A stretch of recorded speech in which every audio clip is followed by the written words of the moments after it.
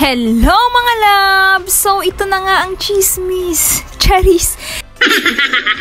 So, ito na nga ang part 2 ng aming Baguio tour. Ang sunod naming pinuntahan ay ang Mines View Park.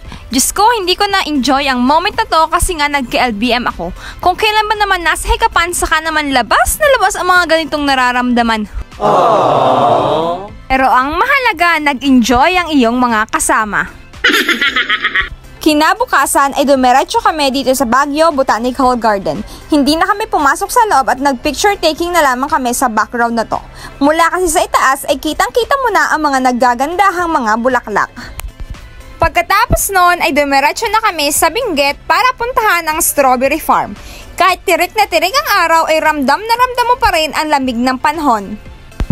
Kung gusto mong makakuha ng fresh strawberry, pwedeng-pwede kang mamita sa halagang 700 pesos per kilo. Hindi rin kami nagtagal at dumiretso na kami dito sa Burnham Park. View pa lang ay mai-enjoy mo na talaga. Marami ka ring mga activities na pwedeng gawin like biking and boating. Sinubukan din namin ang bicycle riding sa halagang 100 pesos. Natakot pa nga ang anak ko at bumaba dahil paliko-liko ang aking pag-drive. Para kasi akong grade 1 na babago pa lamang natututo.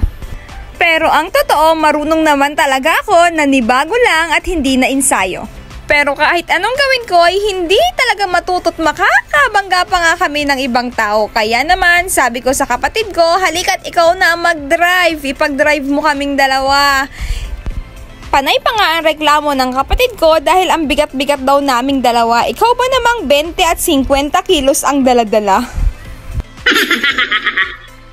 Makalipas ang 30 minutos ay dumiretso na kami dito sa lugar kung saan pwede kang mag-boating. Nag-picture taking lang kami sa part na to habang yung iba naming kasama ay sumakay ng bangka.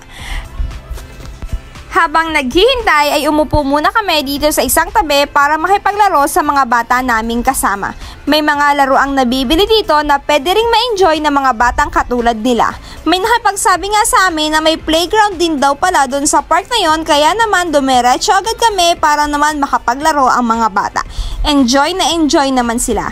Habang sila ay naglalaro, naglibot-libot muna kami dito sa paligid para makita pa ang ibang mga pwedeng bilhin. Meron sila ditong night market at talaga namang dinumog sa dami ng tao.